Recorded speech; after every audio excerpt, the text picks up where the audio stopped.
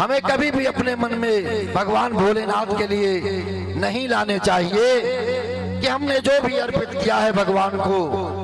वो किसी प्रकार से गलत है। ये भ्रांतियां आज समाज में हमारे धर्म को नष्ट करने के लिए फैलाई जा रही हैं, परंतु हमको अपने धर्म के लिए हर क्षण सचेत रहना होगा, क्योंकि जब तक हमारा सनातन धर्म है तभी तक हम सुख और चैन की नींद सो सकते हैं। हमारे धर्म को कोई भी विखंडित करने का प्रयास करे उसका खुले दिल से विरोध करना चाहिए।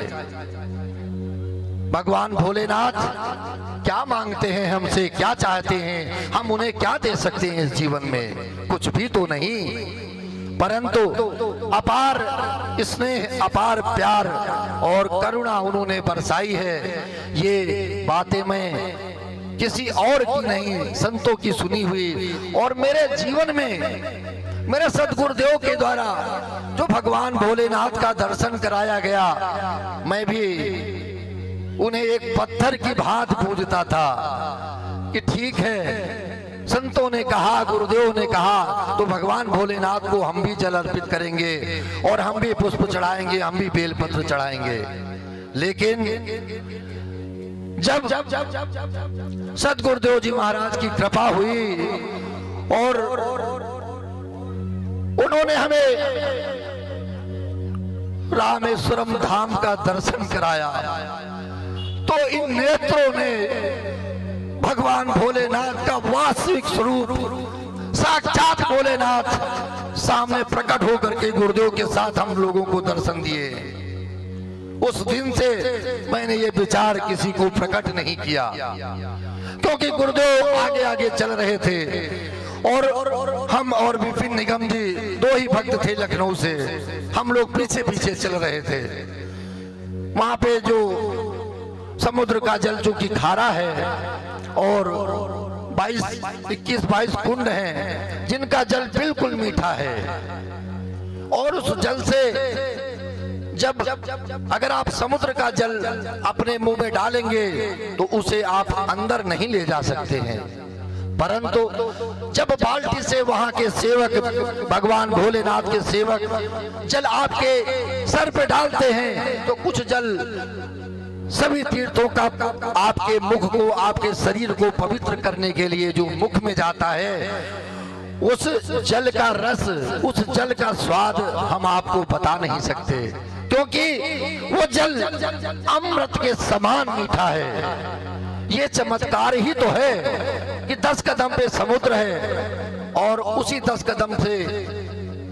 ये जो कुएं हैं वो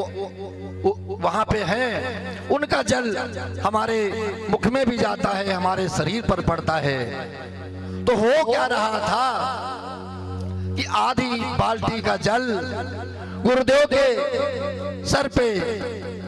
डाली जा रही थी और उससे बचा हुआ जल, आधी बाल्टी का जल हम दोनों के सर के ऊपर जो पड़ रहा था। उसके बाद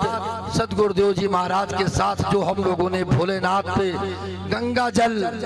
चढ़वाया और अर्पित किया गया, जो